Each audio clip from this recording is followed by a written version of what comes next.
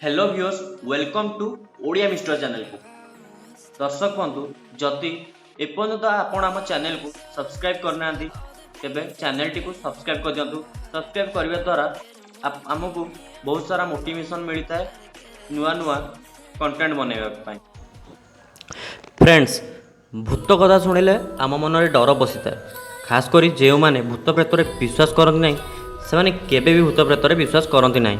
आजिकालिका आधुनिक जुगरे भूत प्रेत को लोके अंधविश्वास एम कौन अस्तित्व नहीं बोली मानती। दर्शक बंधु आउ भिडियोटी को डेरी नक स्टार्ट करवा। व्यूअर्स आज आम एमती एक किला बा दुर्ग विषय कहवाक जाऊँ जार ना हो भानगढ़ किला। ये किले भारतर हॉन्टेड फोर्ट बा भूतिया किलारे जना भानगढ़। दर्शक बंधु भानगढ़ यही किलारे बहुत गुड़िए आत्मांकर आड्डा बोली स्थानीय लोके कहते और लोक मैंने अनुभव कर किलारे राति हेले जी जाए से आउ बंचिकी आसेनी बोले यह लोक कहते। भारत सरकार अनुमति नहीं राति कौन लोक सेठारे बुलवाई। यह भारतर नंबर 1 हॉन्टेड प्लेसेस। व्यूअर्स यह किला ध्वंस होगा पछरे एक कहानी रही। भानगढ़ मोस्ट हॉन्टेड प्लेस भाव में जनाशुना एकता प्राचीन काल में यह एक समृद्ध सहर थिला। 17तम शताब्दी सम्राट अकबरंकर 9टी रत्न मध्य माधव सिंह द्वारा पुत्र मन सिंह निर्मित होता। भानगढ़ दुर्ग एकता सौंदर्य एवं शक्तिर जिनस थिला। विश्वास करा जाए जे भानगढ़ ध्वंस होगा पूर्वर एटार 10,000 रु अधिक लोक बसवास करुले। ये कहानी पछरे रही एक तांत्रिकर अभिशाप। बहुत वर्ष पूर्व भानगढ़ किले जड़े राजकुमारी रोते जी कि देखिए बहुत सुंदर थे और तांकर नाम हूँ राणी रत्नावती जी कि राजा चाटसिंह झील थे।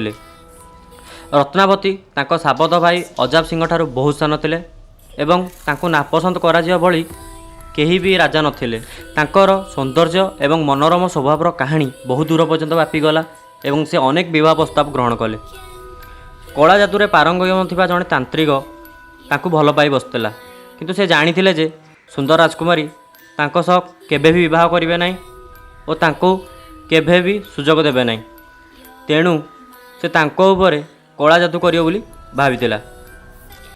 एकदा राजकुमारी को चाकराणी दिने अतर किनिया पई गाँ को जाइतिला।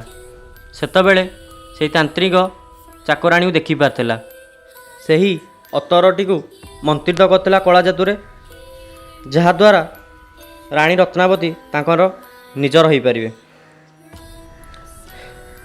एपरी तांत्रिक से कला जादू करथिला कि जेपरी रत्नावती तांको प्रेम रे पड़िबे।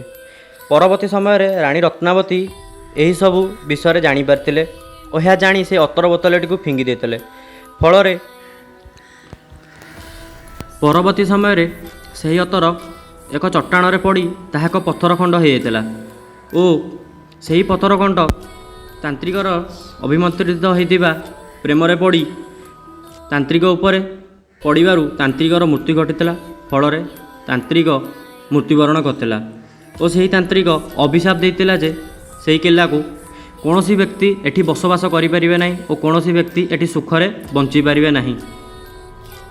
परवर्ती समय सेठिकार कौन सी लोक सेठी रही पारे ना जहाँफल गाँ छाड़देले और कौन सी व्यक्ति सेठी जन्म नहीं पारे ना। व्यूअर्स तांत्रिकर अभिशाप फल परवर्ती वर्ष अजबगढ़ एवं भानगढ़ मध्य घमाघम युद्ध होता।